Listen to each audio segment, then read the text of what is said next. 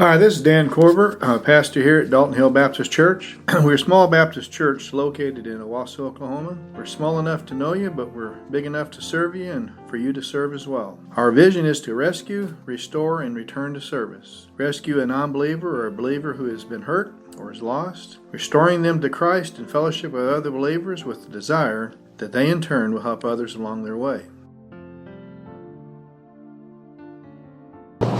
That's a goal for all of us, isn't it? We've been going through the series on Moses, obviously one of the greatest men through biblical characters that we have in Scripture. Amazingly enough, too, it also says the most humble man who's walked the face of the earth at the time. Amazing to be a leader like that, to be that humble as well. But we've been going through, I think we've been in it about 12 weeks, taking a different thing each time, and we're looking at different ones. Today is be the dangers of anger. Any of you ever gotten angry once or twice in your life? Anybody? Yes.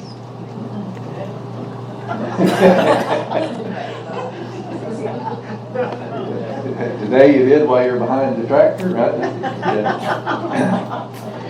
No, we hear it weekly of someone losing their cool and going on a rampage.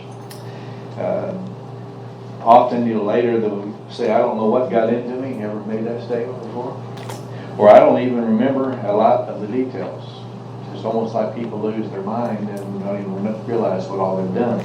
In fact, when it goes far enough, people even will, commit crimes and they don't even remember the crimes of which they've committed. And I think it's interesting. We do find that Moses, which again, if you think about it, the 120 years of his life, and we have 80 primarily that is talked about, 40 especially, and there's a few times when he lost his cool. It's a good thing that we didn't write about our lives, or at least my life. It would have been a whole lot more than just 4 times that we look at in Scripture.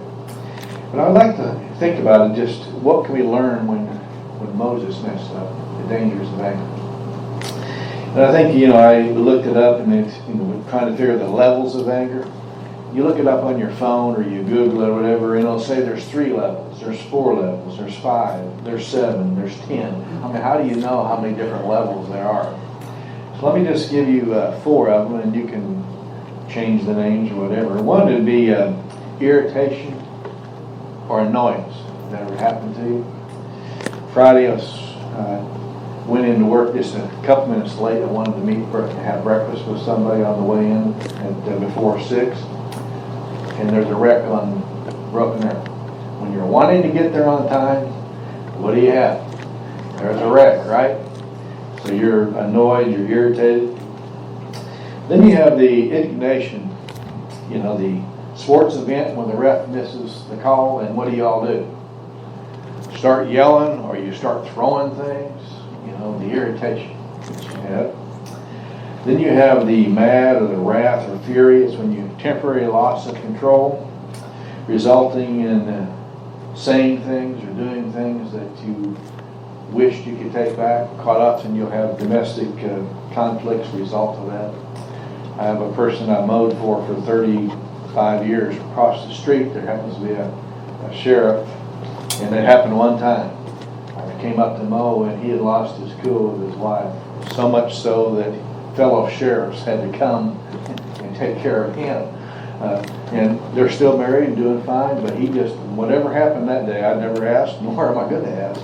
I mean, he just lost it. He just lost it. The last one, I think, is just what talked about, as many others, is rage. Total loss of control resulting in brutal violence. We see that often as well. In fact, if you look it up, you can get you see this a lot in little kids' rooms. Have you seen the anger meter? They have a little anger meter, it's a thermometer, and green means you're calm, and it goes all the way up till you have basically a volcano based on the top. And they'll even ask the little kids, what mood are you in? You find that. You also, have you seen the anger volcano one they have? Okay. The anger volcano, obviously so much of the turbulence is below surface, you can't see it. Just like the one that just happened in Yellowstone a couple of weeks ago. the volcano that erupts. Well, the same thing happens in our lives too. It's just boiling underneath and nobody sees it until all of a sudden there's an eruption. They also have one that's out there. You can get the, if you look at them, the anger iceberg. There's more below the surface than what's above the surface. So we have a lot of those, and we all can relate to them. But why should you not lose your cool? Let me just give you some reasons, and then we'll look at when Moses did. In James chapter 1, one of the first verses that I memorized, because growing up with a lot of brothers and sisters, and you all know how to kind of gouge, each other. Gordon having 4 brothers, they kind of gouged you a little bit there, didn't they? Well, one of the first verses I memorized is James chapter 1, verse 19. It says, "This you know, my brethren, let us be quick to hear, slow to speak, slow to anger." What's the next verse say? Slow to become angry. Because the anger of God, the anger of man does not achieve the righteousness of God. So one reason we shouldn't is, are we wanting to achieve the righteousness of God and do what we should? And it took me a long time to realize. I remember, you'd get mad and your parents would stop you or do whatever. Well, she made me mad or he made me mad. It took me a long time. I finally realized nobody can make me mad. Nobody or no situation can make me mad. I can choose to get mad. And that's when we really have to take ownership of when we blow it. They can do all kinds of things that are wrong, but I choose to get mad, irritated, or whatever. Last night I was coming home, Gene and I were from Pryor, went to visit Jesse and Gus invited us to go to dinner with them. I'm on the turnpike, and I usually go speed limit or about thereabouts, or not quite as fast. All of a sudden I'm in the lane, and I'm about to run over somebody. I'm coming up on them so fast, which is unusual for me. So I switch lanes, and what do you think happens? All of a sudden, just about time you get ready to get alongside of them, they wake up or whatever, and, so then you're pulling back in. I kind of like irritated. Well, what's going on? Jesus says, well, they probably were texting and just finally woke up, and that's probably true. They're probably texting. Sure enough, I never got beside them again. I followed them for a while until they were out of sight. They were doing 75 plus, and I knew, well, why are you doing 60 till I almost get beside you, and then you decide to fly to 75? Get irritated. This is, So you have it again, but notice you have a choice to make. What are you going to do? Second one, I think, was why we should. In Galatians 5 in verse 22 and 23, it says, the fruit of the Spirit, love, joy, peace, patience, kindness, self-control. And the earlier verses talking about when the flesh has control. So when I allow my sin nature to take over, I blow up. And when I allow the Holy Spirit to have control, then I can maintain it. And so that's why when people are looking at me, they can see real quick how I respond as to who's in control at that particular moment. The third one is, remember in Proverbs 22, we've seen this several times, verse 24 and 25, it says, do not associate with a man given to anger, lest it become a snare and you act like him. I don't know about you, but have you noticed it seems like your kids and grandkids always pick up your bad habits? Your good habits, it seems like they don't get as many of them. But your bad habits, they get. So if you are given to wrath or given to anger, what's probably going to happen with your kids? What's probably going to happen with your grandkids? So be thinking about them why you need to have control. And you have, it's also a temporary satisfaction. You blow up, you have temporary satisfaction, but is there eternal damage that can be done when you think about it? So just think about it. No one can make you get mad. Come to the realization is you choose to let that circumstance or words get you mad. So let's look at it with Moses then and see what we can find out. You have it 4 times when he's going to lose his cool. And the first one's in Exodus 2, but it's also in Acts chapter 7. So go to Acts chapter 7. And let's look at the first time that we find him doing it. He's 40 years of age, and it's what I would call the vengeful anger. Maybe you ever had vengeful anger? You're going to get even. In Acts chapter 7, And you'll notice, we'll start in verse 22 of Acts 7. It makes this statement: Moses was educated in all the learning of the Egyptians. He was a man of power in words and deeds. When he approached the age of 40, it entered his mind to visit his brethren, the sons of Israel. And when he saw one of them being treated unjustly, he defended him and took vengeance for the opposition by striking down the Egyptian. Okay, so he goes and he sees his brethren are being mistreated, and he kills them. Anger gets the best of him, and he killed them. Alrighty? Notice how many times are we told today that the reason we have these things is because of lack of education? Was Moses educated? He was highly educated. Educated to the very best you could possibly be. So education is not the issue. Second thing, you notice he wants to become, he has the wrong role. He's judge and jury. Who's supposed to be the judge?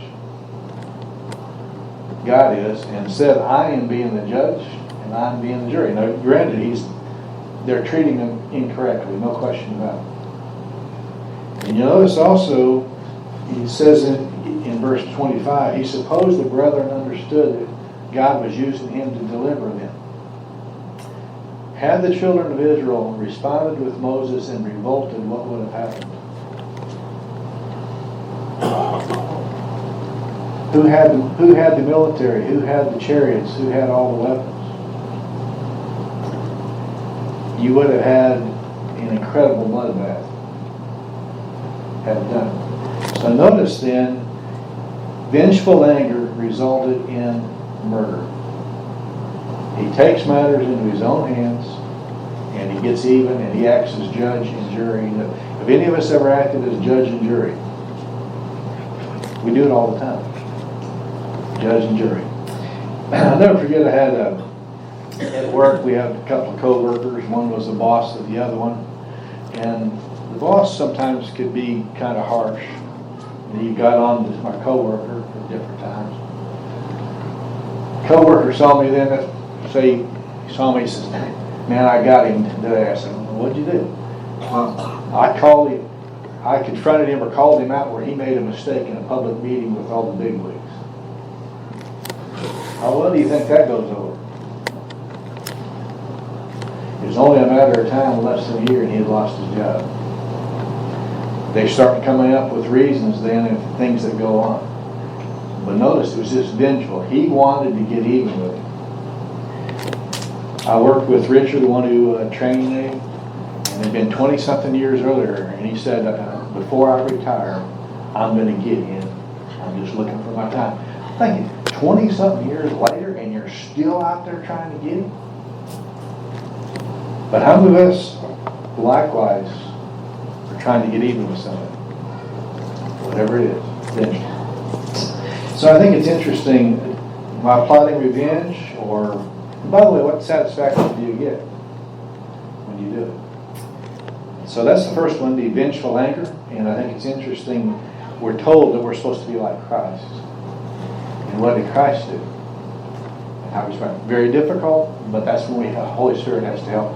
That's also why in Acts 16, you remember when they mistreated Paul and Silas, and they beat them falsely, and they're singing praises, and the Philippian jailer says what? What must I do to be saved?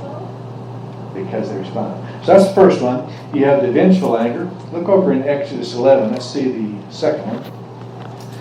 And when I look at Moses, I'm surprised he didn't get angry more often than he did dealing with the children of Israel like he had to. In chapter 11, if you remember, there's been with Pharaoh, who had 9 plagues. And if you go through the book of Exodus, you'll find that 10 times it says Pharaoh hardened his heart. 5 times he did it, and 5 times God hardened his heart. So notice what happens in verse 1. There's going to be one more plague, 11:1. The Lord said to Moses, one more plague I'll bring on Pharaoh and on Egypt, and after that he'll let you go from here. when he lets you go, he will surely drive you out of here completely. So, one more plague and he's going to let you go. God told you the plan, right? You'll also notice Pharaoh, when you go on then a little bit later, and it's going to, obviously, the firstborn of every Egyptian, male, as well as animals, are going to die. So notice then when you jump down to verse 8 through 11, and all these things your servant will come down to me and bow themselves, this is Moses speaking, saying, go out, you and all the people follow you. And after that I'll go out. And he went out from Pharaoh in hot anger. Why is Moses furious with him when Pharaoh, in verse 10, will not listen? Did God not already tell Moses he's not going to let you go?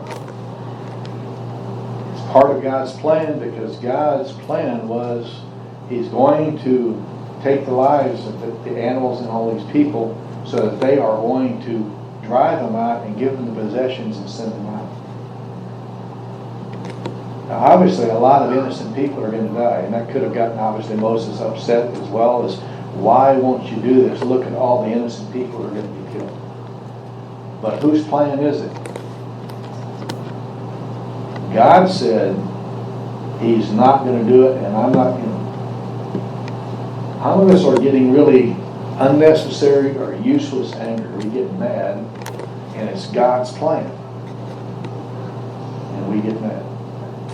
It's interesting, God predicted it, and it was part of his plan. I think it's interesting, this same individual I told you who lost his job, he had quite a temper. I was driving up here one Wednesday, going on I-44, getting ready to get on 169 to come up here from work. And all of a sudden, a pickup flies by me, changing lanes, and young girls in there, and road rage going on between two drivers. And I recognized it was my coworker.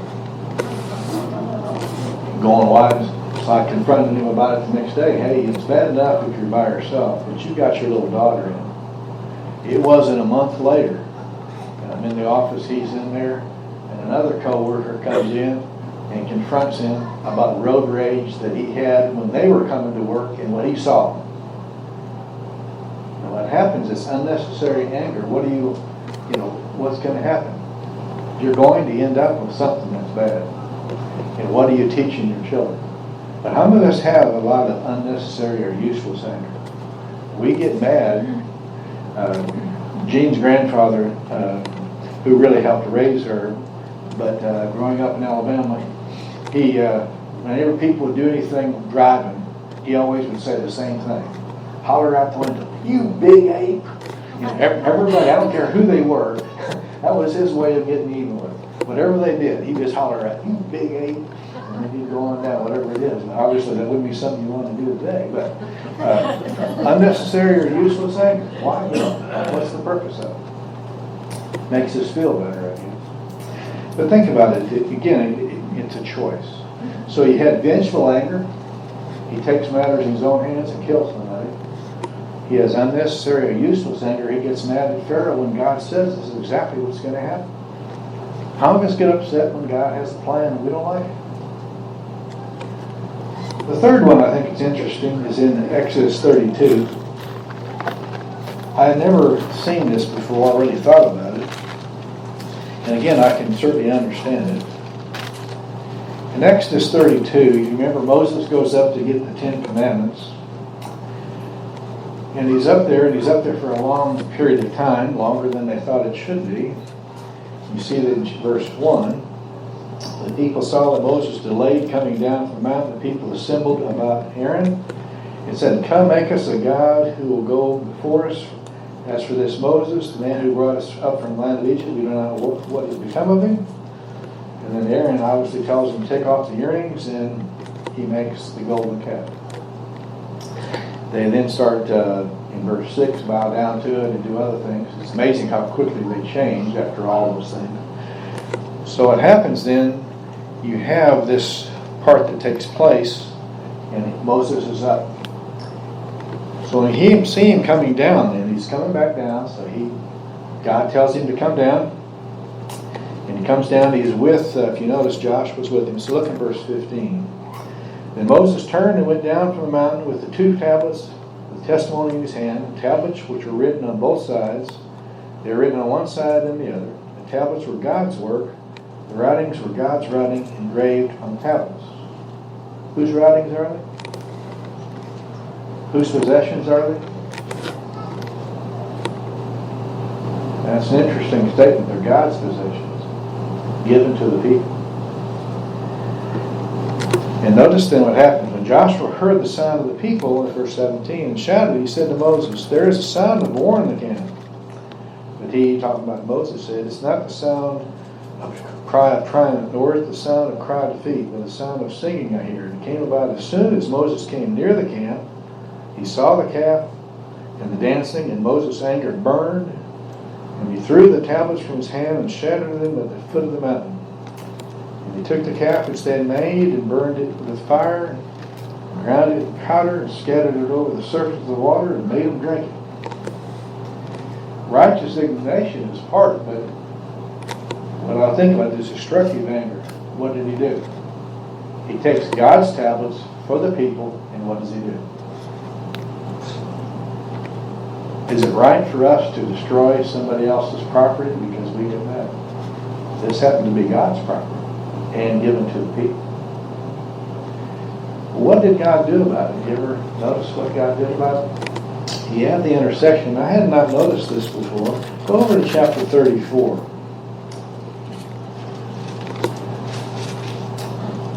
Notice in verse 1.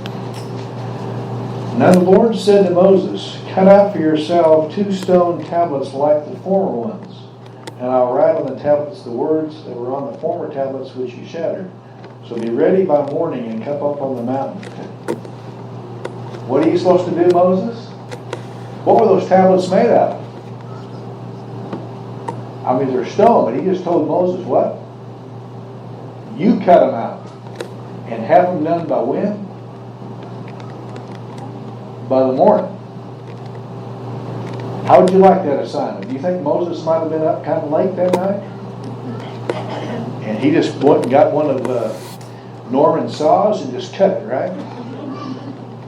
And you'd want it out of what type of, obviously what type of stone, something that's going to last. Moses' anger is correct, but destructive anger is not. Learn your lesson. I'm going to make you cut this next one. I'll write on it, but I want you to cut it. I think it's interesting. How many of you have never seen that before, where he had to do the cutting? I doubt, I don't know, but I doubt the cut was quite as nice as when God did. But also, do you think the people also saw him doing it? You're not going to do something like that without everybody else seeing it as well. So think about it. Does my righteous indignation go beyond to destructive anger? Children, co-workers, so on. So often we can be angry about something, but then we go too far and we destroy things. I remember having people I coached and did other stuff, and a guy comes to school the next day and has a broken arm. What happened? I got mad after the game and I hit the wall. And what happened? I broke my arm. Oh, now you don't get to play for how many weeks? That was really intelligent, you know.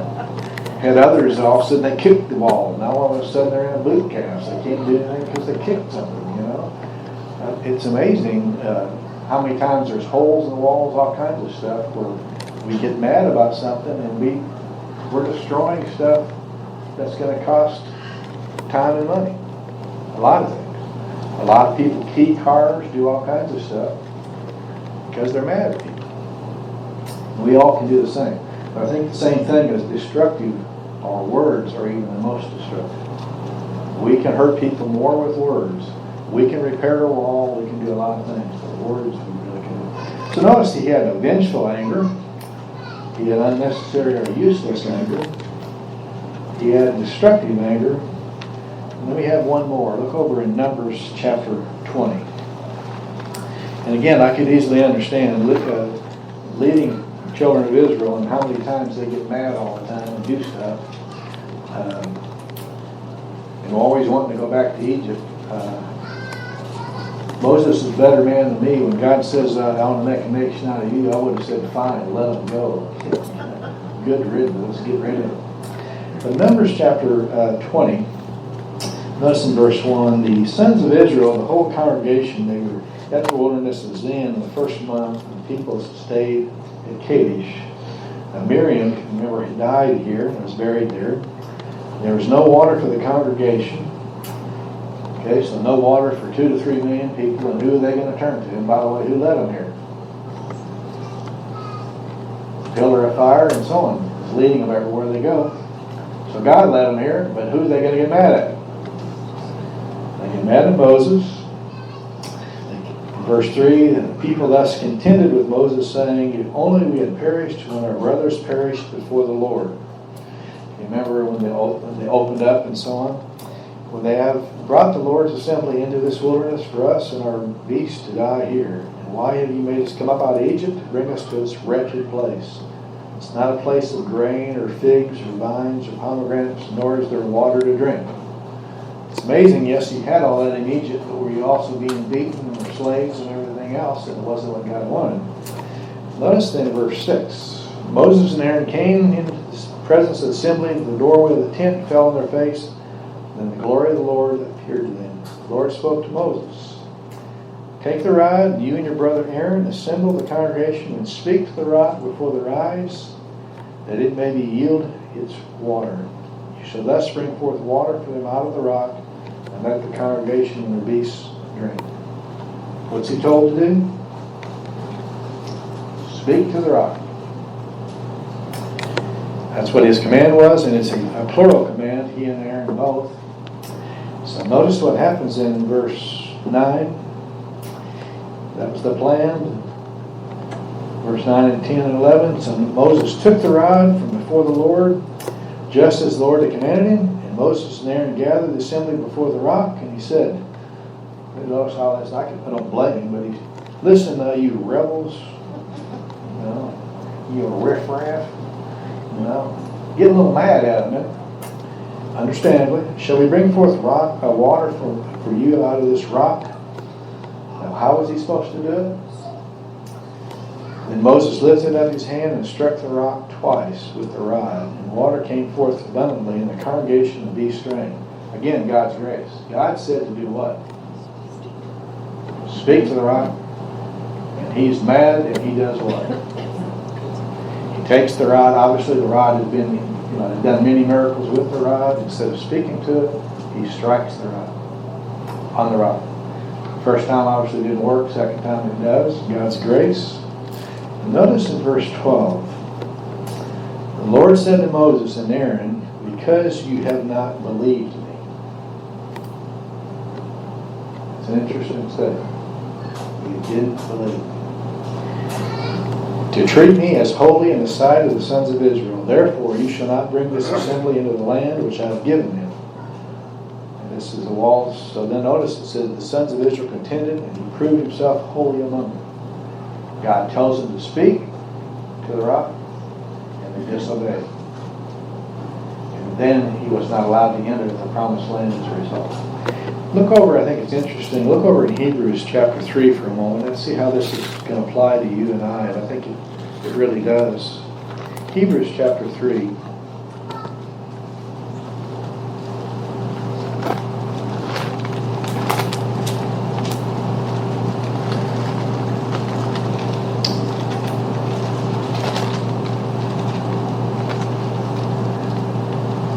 Notice in verse 18 and 19. He's angry with them, and you find that in verse 17. Notice in 18, to whom did he swear they should not enter his rest, but to those who are disobedient, so that we see that they were unable to enter because of what? Unbelief or disbelief.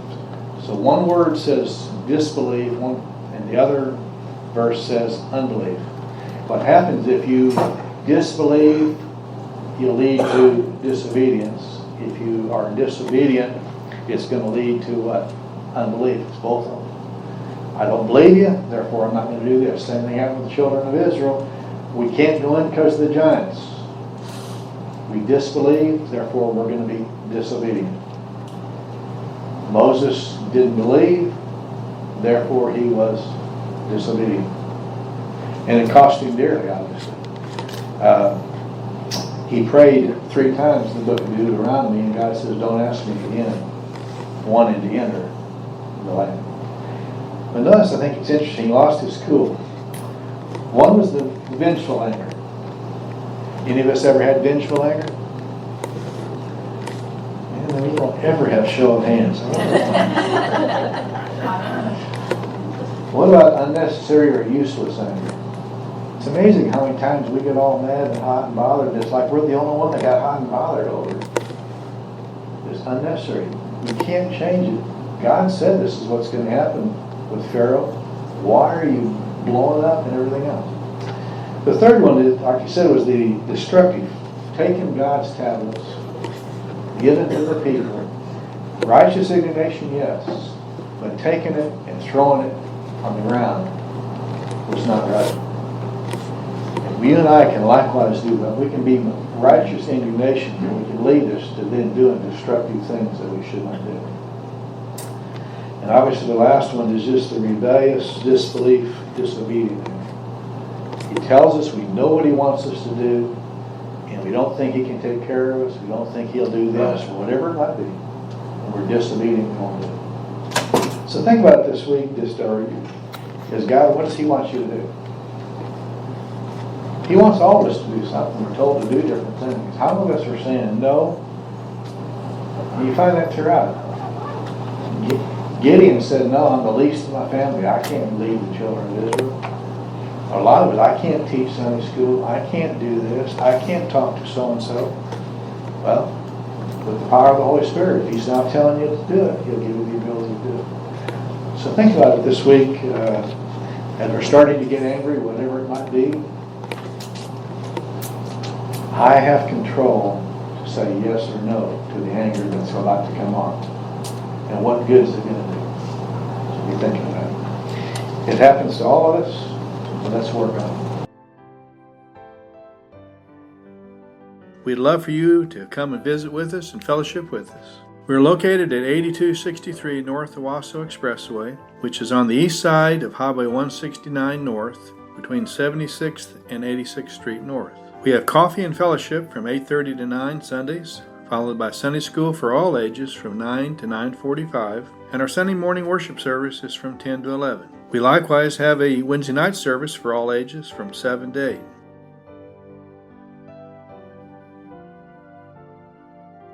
Now may the Lord of peace himself give you peace at all times, and in every way the Lord be with you all the time.